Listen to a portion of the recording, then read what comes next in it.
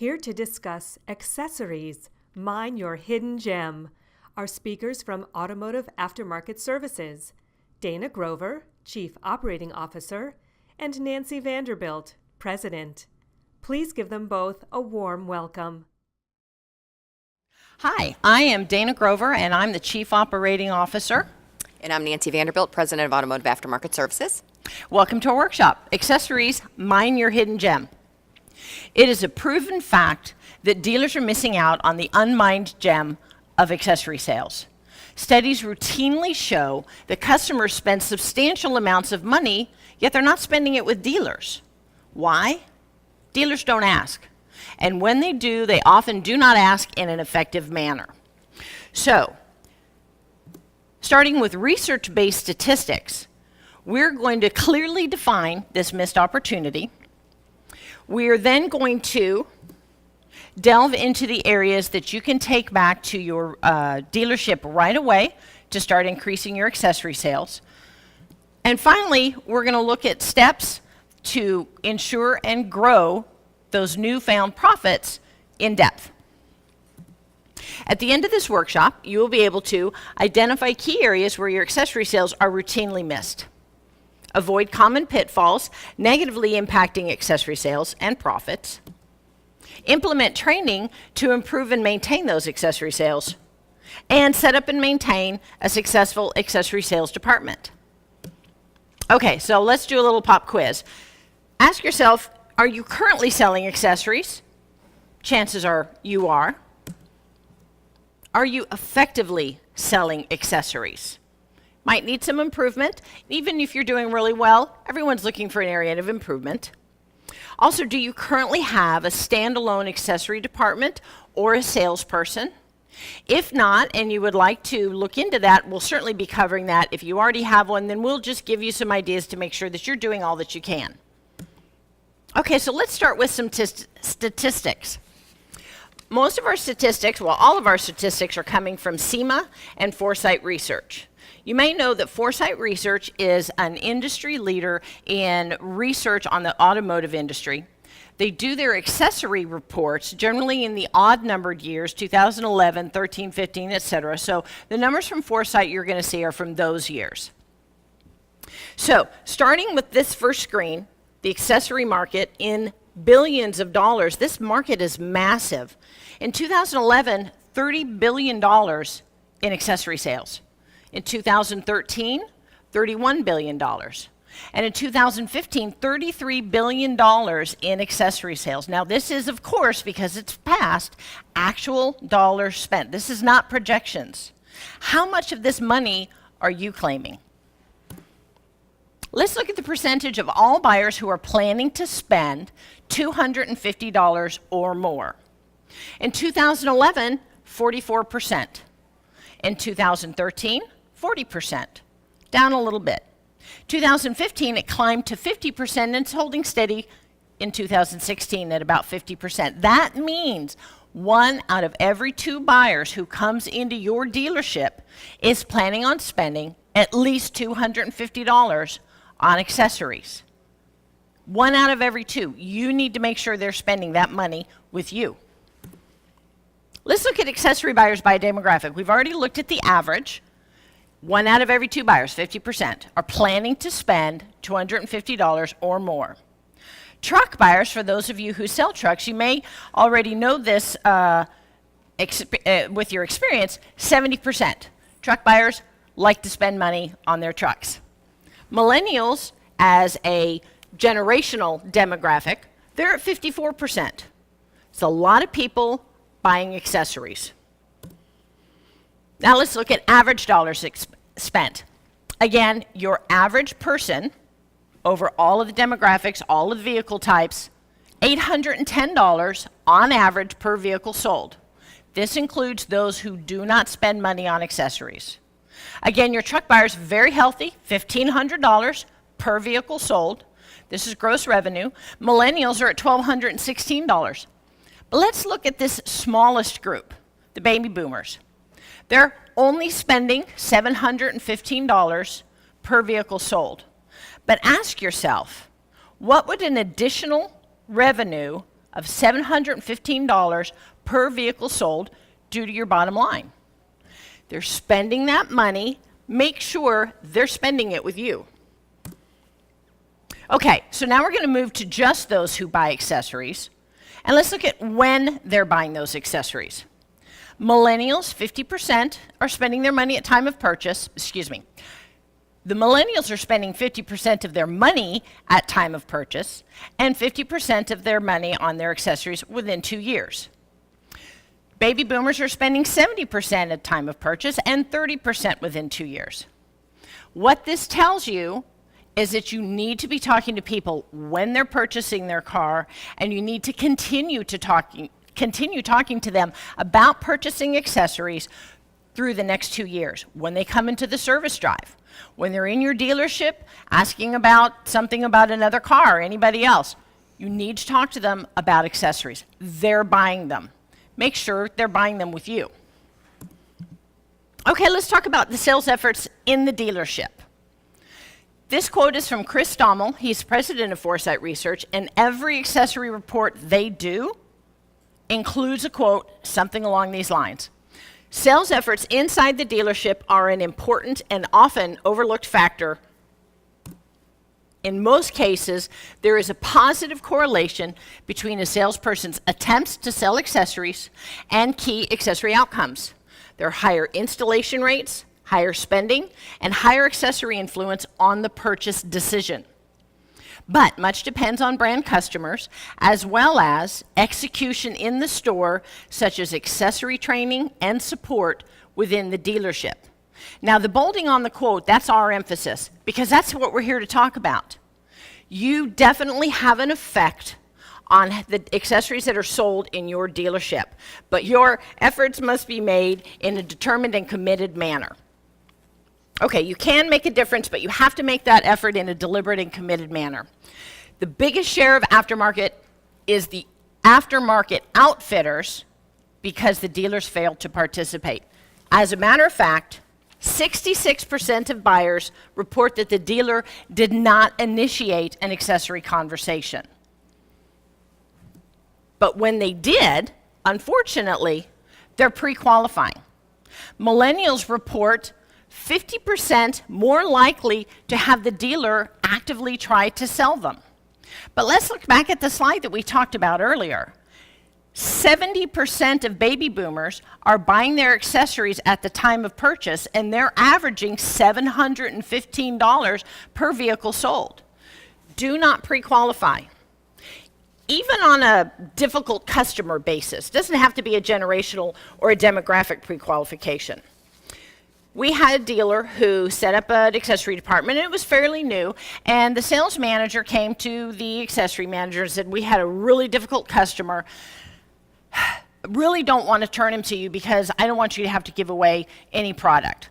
She said, thanks for the heads up, but I don't give away product, and I really want the turn. I'll take my chances. Thank you very much. She sold the customer $1,800 in accessory product and made $900 in profit. Before her turn, the front end only made $1.50. Do not pre-qualify. You do not know what those customers' triggers are, and you're shooting yourself in the foot, and you're letting that money walk out the door. So this shows, however, that total average accessory spend doubles with a sales effort. If a customer has to ask you about accessories, you're going to sell X dollars. If you initiate the conversation, if you make that sales effort, your accessory spend is doubling. And what this tells you again is that customers are very happy to spend their money with you. They perceive the dealer as being better than aftermarket outfitters on install, quality, and durability. The only area they don't see you better as is price, but that's just an issue of value.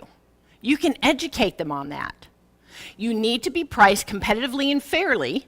Don't overprice yourself to the point where it's not even a competition, because you then, when you're priced fairly, they already believe that you're better on install, durability, and quality, and they believe that value statement. Okay, Nancy is now going to talk about some of the areas in the dealership where you can go back and immediately start mining those accessory profits. Thank you. Next, we are going to identify some of the steps or ideas that you can take back to your dealership and implement immediately. First thing you need to know is which departments are selling which products. When you look at everything together, it's a lot easier to find where the holes are that need to be plugged. So we recommend putting all your products in a spreadsheet so you can look at everything and find those holes. Look at where the accessories are or your products are and find out if they're fit where they are or if they would be better suited in another department. Remember, you can sell accessories simultaneously in several different departments. You've got the sales floor, you've got finance, you've got the service drive, and your accessory department if you have one. Sometimes dealerships make the mistake of trying to sell too many accessories or products in an already saturated department. You can split these accessories up, repackage them, and move them. Basically, you can create bundles, which is exactly what the factory does. When you package things, it increases your penetration because it gives the customer more bang for their buck. We have a dealership in Houston that basically took that model back to their store. It's a fairly small dealership. They've got an accessory department. They went and started looking at all of their products in one swing. And when they looked at their F&I menu, they realized that their F&I menu was very heavy in products. And some of the products that were not being sold, that were falling through the cracks, were the appearance protection, the key replacement, and the windshield products. So what we did is we took those products, the dealer decided to move those products since they weren't being sold where they were, into the accessory department. We packaged them, recreated a investment protection package, and the dealership is now selling 15 to 20 of those roughly a month at a $700 profit. So they basically took a product that wasn't being sold in one department, moved it, packaged it, and is now adding an extra $10,000 to $14,000 a month to their accessory bottom line, which is exactly what they intended to do. Another good one, which a lot of people already do, is accessorize your showroom. You want to have vehicles on your showroom that customers can see. A lot of dealers don't do this. I don't really understand why, but when customers are in the store, they're buying their vehicles. The surveys show that the customers are more apt to buy the vehicle based on accessorized vehicle on the showroom floor, even though they didn't accessorize the vehicles that they bought. So this is going to help you not only increase your accessory sales, but it also helps increase your vehicle sales as well. Preloads is another option. What you want to be careful of on your preloads is that you don't have an item that has a cost associated with it if it has to be removed if the customer does not want it. You want to always do a low-cost, high-value product to the customer on a preload. One of the examples that we use on a preload is wheel locks. Wheel locks is a great opportunity for you to pick up an extra $50 per car. If you're selling 100 units a month, you're making $50 per vehicle. On the wheel locks, you just added $5,000 to your bottom line. Very rarely will customers decline the wheel locks once they're already on the vehicle because they know the value of them, and at a lower price point than most accessories, they very rarely decline them. The etch or your theft product is another good value. It's a very low cost item. It generally carries a benefit of $2,500 to $5,000 to the customer. So again, if you average $50 per car in your 100 car month store, there's another $5,000 that you just added to your bottom line. Those are two just very small changes that you can make to just increase your profit just slightly with very little effort. Bed liners is also an option. We've got dealers that preload spray and liners. We don't necessarily recommend that because, again, that's something that you cannot remove from the vehicle, period. We recommend buying bed liners, the drop-in bed liners. Buy them in bulk. Buy them wholesale. Load your lot with drop-ins. If the customer doesn't want it, they can take it out. If the customer wants a spray-in, it gives you the ability to upsell to the spray and liner. If you've got a spray and liner loaded, you can't make the money. Basically, you're going to wind up just including it in the deal, and the customer really doesn't have a choice. So if you have that one specific vehicle that they want, and there isn't another one in the area, it may even cost you the sale. So you really want to be careful on your preloads. The other thing we recommend is putting packages together by vehicle type. So we recommend for a car, a truck, and an SUV package. A car package may look something like window tint, paint and fabric, maybe a windshield sealer with a warranty. Truck is obviously bed liners, side steps, maybe window tint. That's a very popular add-up. on all vehicles. SUVs or crossovers, window tint, cargo liner, paint and fabric protection. You want to put the packages together for profit. You want, again, low-cost, high-value items that you're offering. The other thing we recommend is do an F&I review. Look at all of the products that are on your shelf in the F&I department. For instance, do you have something like paint and fabric or windshield policy, as we talked about earlier, that is not being sold or penetrated? If you're not getting the results that you want, repackage those, move those items. Don't let that profit just sit on the shelf and fall through the cracks. Service is another area where sales opportunities are routinely missed. This is a great place to offer your low-cost customer retention products to your customers. For example, nitrogen. For me, this is a no-brainer. A lot of dealerships have nitrogen machines. Nitrogen, there was a big fad with nitrogen a couple of years ago, and we periodically find dealers that have them just in their shop collecting dust. Quite often, you've got customers in your service drive that have the TPMS warnings on them because you've got a low tire. They come into the service drive. Obviously, it's the only way they can turn that warning off, the alarm off, only to find out that there's not a problem with the tire, which is great, but it was due to a change in temperature. So you can take this opportunity and turn it into a selling opportunity for the dealership. Offer the nitrogen to them. Explain to them how the nitrogen stabilizes the tire pressure, increases your tire wear, and also your fuel economy. Explaining this is easy because it's well documented and customers have heard of it before. Another option as far as a low-cost retention would be a windshield sealer. This is a great product. It's very inexpensive, very easy to apply. It increases the visibility and the durability of the windshield, so it's a great value to the customer. And then you have the ability to upsell a windshield replacement policy if you'd like. If they don't buy the windshield replacement warranty, offer them the windshield sealer every 6 months or every 12 months as a reapplication just to get that customer back into service. Same with the nitrogen. Offer them top off every 6 months or 12 months. You're driving that customer back to your service drive in retention minus profit. The service drive is also a very good place to offer vehicle service contracts. Believe it or not, there are dealers that don't offer service contracts on the service drive, which makes no sense. Even if you only sell 1 or 2 a month, it's 1 or 2 a month that you had before you started. You've got all of the records right there at your fingertips on the customer. You know if they have a policy or not. When you pull that customer up, if they don't have it, ask the question. Setting the first oil change or doing a service advisor introduction. A lot of dealers introduce their customers to the service department, but do they really? What we recommend is once that customer takes delivery, don't just introduce them to the service department. Introduce them to their service advisor. That way they've got a face and a name. It's a little more comfortable for them when they come into service. A lot of customers are intimidated by dealerships. They've never taken their car in for oil changes. They take it down the street or they take it to the local repair guy. So that, again, if you can set the first oil change, introduce your service advisor, do it, because basically that gives the service advisor a reason to call that customer on that 3 or 4 or 5 month, whatever it is that you sent that oil change up, and confirm the appointment and just reconfirm that customer is driving back to your service drive.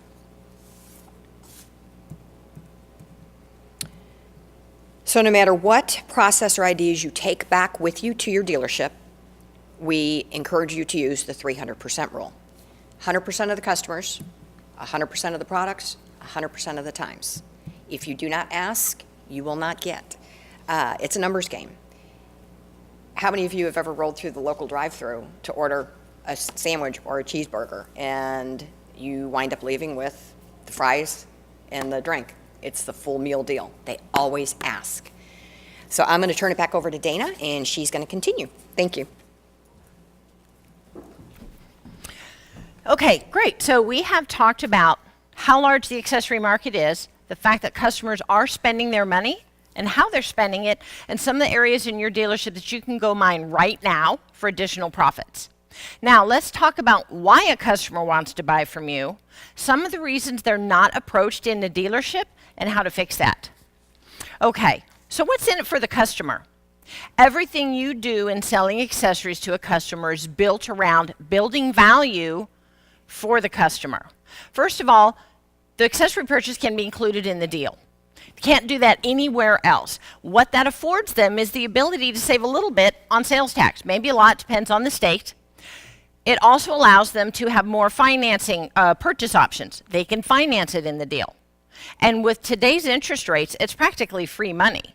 It allows them to maybe get that accessory that they couldn't afford if they had to pay for it outright, but they can put it in the deal and spread it out. You can sell more accessories. Warranty support. You have fabulous warranty support. You've got the factory warranty support on your factory items. You also have the third-party items that you might be installing. Those vendors want to make sure you are a happy customer, just like you want to make sure your customers are happy. So they're going to make sure they give you the best warranty support possible. You are a one-stop shop for this customer.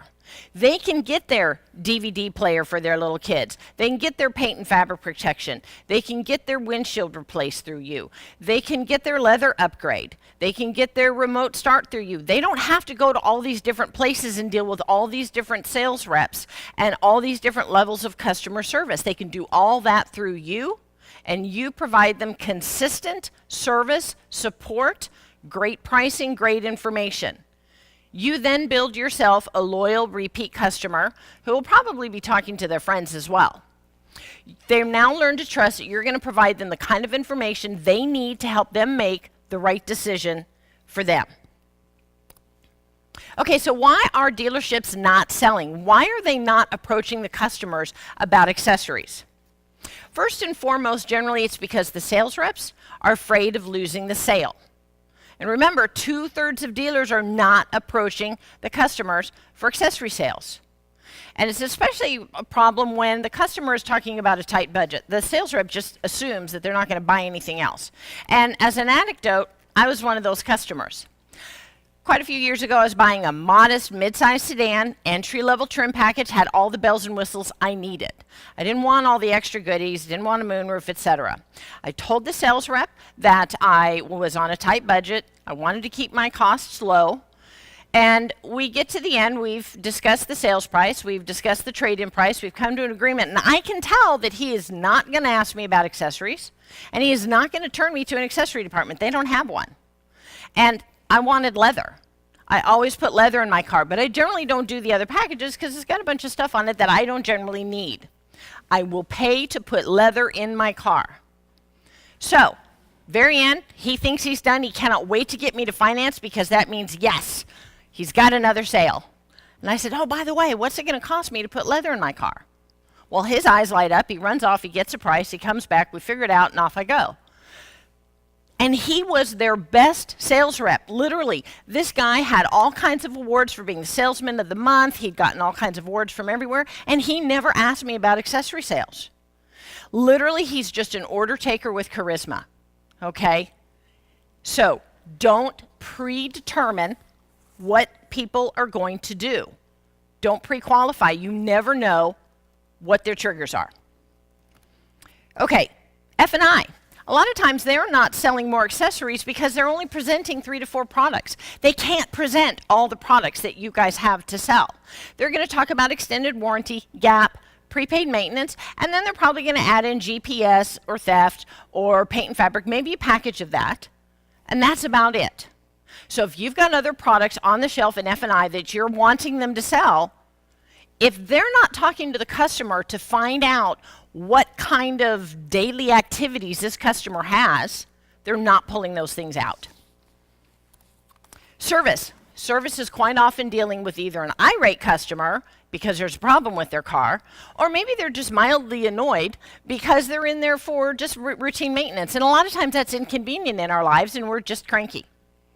So the service drive does not want to derail that and start talking about accessory sales.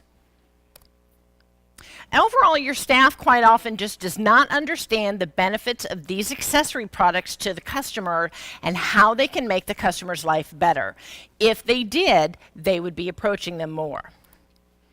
So the good news is this is all fixable with effective training, pay plans that promote the more profitable products in your dealership, and you can look at a dedicated accessory manager or department.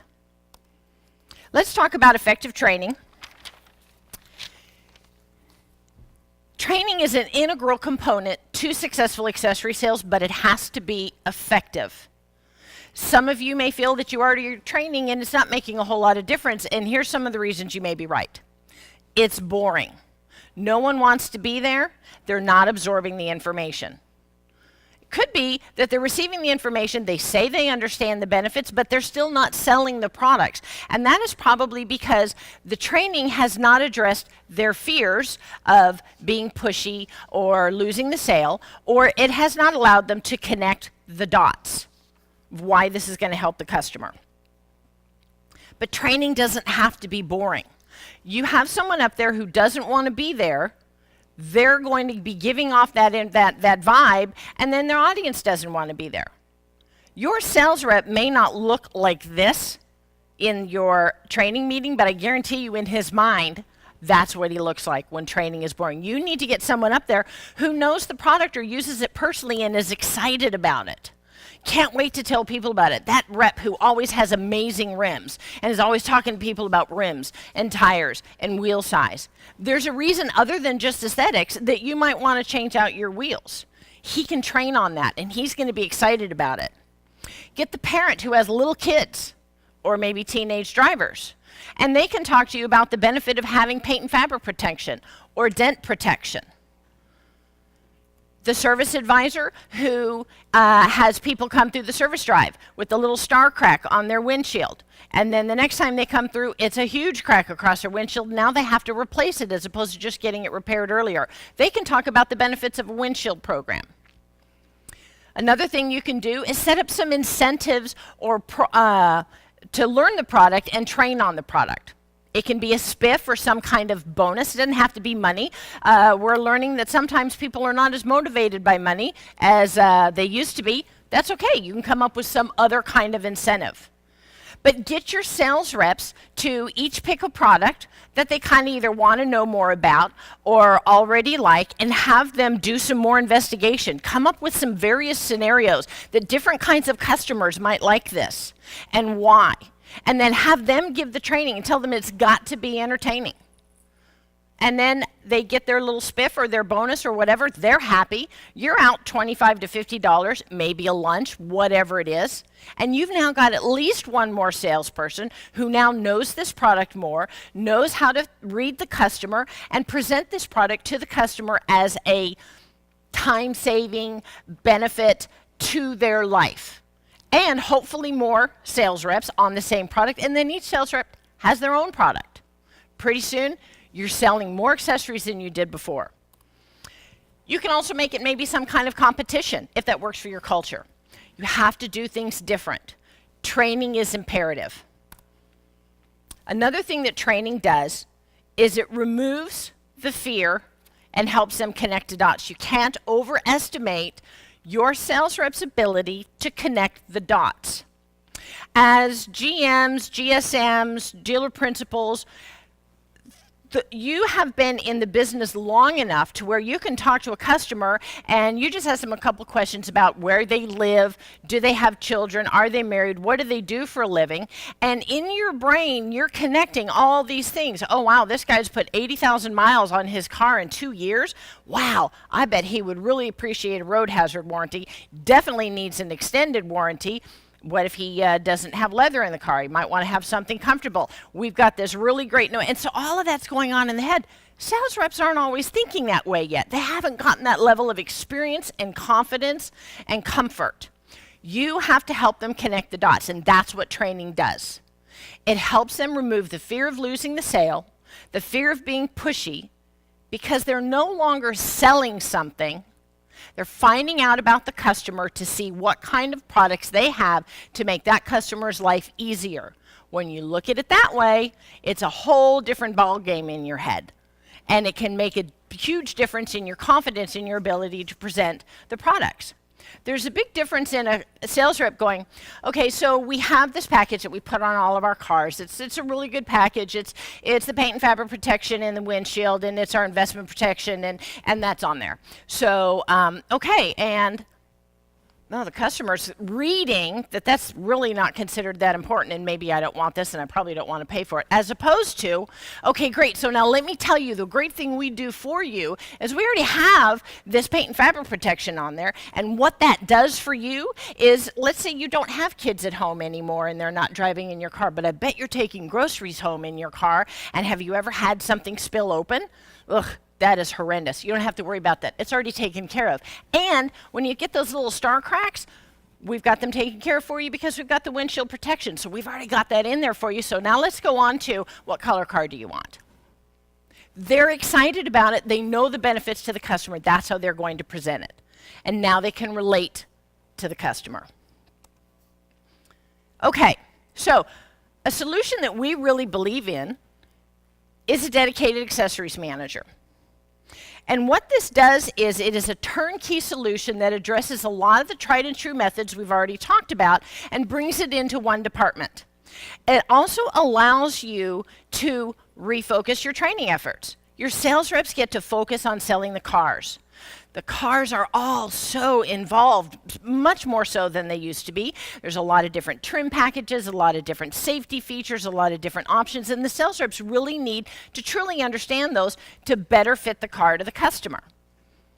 Your parts and service can be focusing on their areas of business, and you can leave all of the training and learning about all the various accessories and how those will make the customer's life better to the accessory manager.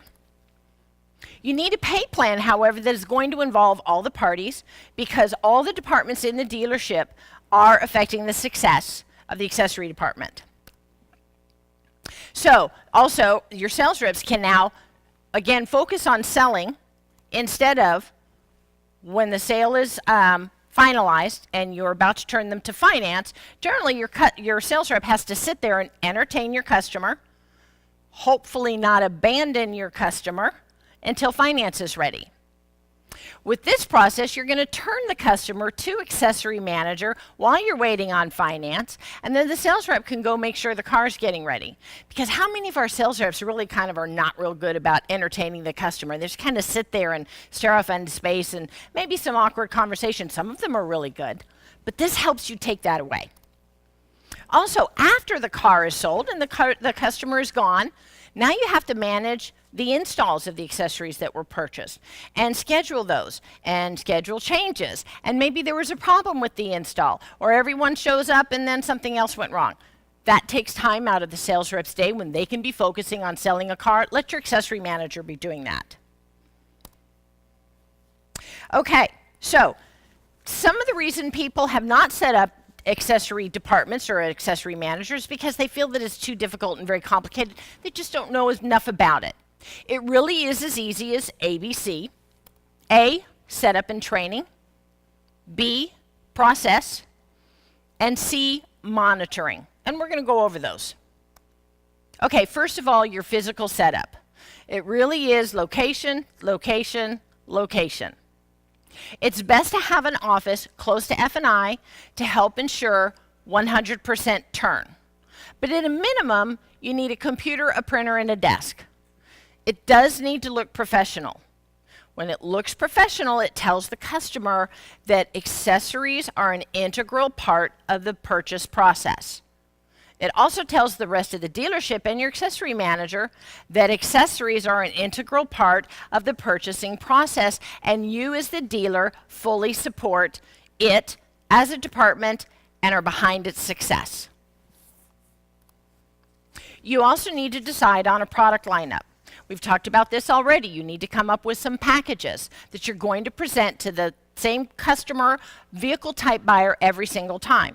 So what is your package going to be for a car? What is your package going to be for a truck and an SUV? You've got a lot of different products to choose from, aesthetics, bolt-ons, paper products, security, etc. What are some good sellers? Package them together, give them a package price, present those every single time, and then of course you've got your other accessories to talk about, because remember, when you initiate the conversation, you double the accessory spend. Gets the conversation going. You're going to have to communicate the purchases that the customer has chosen to the finance department, so you need to come up with how you're going to do that. You need to figure out with the finance manager what information they need, and then you need to use either a recap, a WEO, or a purchase agreement. Give them that same information every single time. That helps keep the process flowing smoothly and make sure that finance has what they need so they can make sure the product gets carried. Also very important, everybody plays. Again, all the departments share in the profit because all the departments have a say in the success of the department. Accessories, of course, because they're selling. Sales, because they can affect the turn and how well that customer is prepared to hear that information. Finance, because it needs to be carried. And, of course, service, parts, and make ready. All right, so Nancy is going to start now talking a little bit about some of the dangers, the pitfalls, and how to address those. Thank you. So I'm going to dig into the actual accessory department a little bit more in depth, and periodically we have dealers tell us that they've tried to set up an accessory department and it didn't work. Unless you have a process, the department will not succeed. If sales reps are not motivated to turn the customer, then you're losing money. If finance is not included in the pay plan, more often than not, those products are cut in favor of their own. This is especially problematic when you factor in chargebacks, cancellation, things like that. You never want to, what we refer to as trade dollars, you never want to cut a front-end product in favor of a cancelable back-end product, or you're losing money. Parts and service needs to price the accessories appropriately to the accessory manager or to the front end so that they can sell the product, make a profit, and be competitive with the outfitter that's down the road, or they're going to go down the road and you're losing money. Now that we've set the foundation, we need to construct a sales process. Consistency is your key. Your staff must follow the same process each and every time. The salesperson is going to close the deal. Salesperson turns that customer to the finance office. The accessory manager offers the predetermined product package. The customer makes the choice of the desired accessories with the help of the accessory manager. Then it's turned to the finance office to finalize the sale. Accessory manager, while they're in the finance office, has the ability to take that vehicle to the make-ready department and also start scheduling those products. Next is recruit your manager. If you haven't already, you need to recruit a manager. Your ideal manager must be able to listen, identify customers' needs and wants, and fulfill those customers' needs and wants. One of the most important characteristics that not all salespeople possess is follow-through. The accessory manager must understand the importance of following the sale all the way through to the completion and installation of final delivery. This ensures repeat business, word-of-mouth referrals, and a successful department. The ideal situation is to hire from within. This is a great entry-level management position for somebody already within your store. You can also advertise in trade magazines, newspapers, or you can use a recruiting process like Hiring Winners or AutoPeople, Autojobs.com. Basically, what they offer is a dealer portal which facilitates finding applicants best suited for your needs. They do this by vetting the applicants with pre-employment screening and comprehensive abilities testing. Your new accessory manager must be thoroughly trained on the complete sales presentation that you have decided on. They must also know the features and benefits of the products that are being offered. They need to know vehicle models, types, trim package, so on and so forth. You don't ever want an accessory manager that is not fully educated on the vehicles and have them offer something to a customer that's already on their vehicle. So that's a must. They need to know how to coordinate the installations to ensure that your customer has minimal trips back to the dealership, and of course, customer service. Customer service is paramount, and a happy customer is a repeat customer. A kickoff meeting is imperative. This is an integral part of the puzzle because it tells the staff and everybody in the dealership that we're serious about this department and we are committed to making it a success. Everyone attends: sales, finance, service, parts, all the way down to your make-ready department. Everybody is involved in the department. One of the final pieces of the puzzle is monitoring the department. In order to properly maintain your department or monitor your department, you need data. You need data that shows who is turning their customer and who is not. You're also going to want to look at closing ratios, average gross profit, and profit per turn. If any of the following benchmarks are out of line, then you need to address the area of weakness with training. If you're not getting 85% turn ratio, you need to address with individual salespeople on how to turn the customer. You need to educate the salespeople on how to make that turn. If they are not comfortable and they do not know how to make the turn, you are not going to get the turn. If you have a more widespread problem and it's not just one or two salespeople here or there, and you have a major issue with your turn ratios, then that needs to be addressed at a higher level with the sales manager, because at that point, that's who's going to be able to correct that for you. If your closing ratios in the department is lower than 30 to 40%, then your accessory manager is going to need training. If the average gross profit is less than $250 to $300 per vehicle sold, then your accessory manager is going to need more training. And I'm going to let Dana finalize it from here. Okay, great. So we have talked about how large this market is. $33 billion with a B. You need to make sure you are claiming your part of that market. We talked about how all the departments can participate. It's not just a sales effort. And we've talked about, excuse me, how training is imperative to the process of selling more accessories in all of the departments. And also how a dedicated accessory manager or department can really help you take all of these solutions that we've talked about, pull them into one department, and let them focus on selling your accessories, and then let everybody else focus on their departments that they are trained for. So, great. Thank you for attending our workshop, and we hope you all have a great day.